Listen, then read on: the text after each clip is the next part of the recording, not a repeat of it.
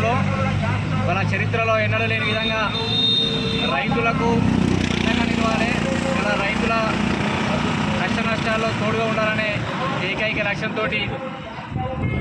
రైతు భరోసా పథకానికి ఏదైతే 9 రోజుల్లోనే 9,000 కోట్లను రైతులకు పెట్టుబడి సాయం కింద అందించిన ఇలా ముఖ్యమంత్రి రేవంత్ రెడ్డి గారికి, ప్రజాప్రభుత్వానికి ఇలా కృతజ్ఞత తెలియజేస్తూ తంగనపల్లి మండల కాంగ్రెస్ ఆధ్వర్యంలో ఇవాళ ఈ రైతు భరోసా నిధులు జమ చేసినందుకు వారికి కృతజ్ఞతలు తెలియజేస్తూ సంబరాలు నిర్వహించుకోవడం జరిగింది. ఇవాళ రైతులు ఇవాళ ఏదైతే రుణమాఫీ కావచ్చు, ఇవాళ ప్రభుత్వం ఏర్పడ్డ ఈ సంవత్సరం కాలంలో 1,00,000కు పైచిలకు కోట్లు ఇవాళ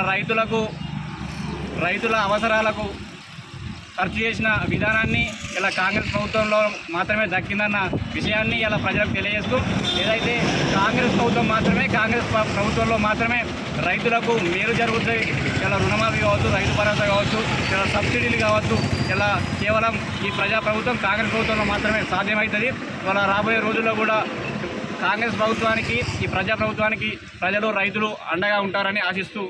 శుభాకాంక్షలు తెలియజేస్తాను.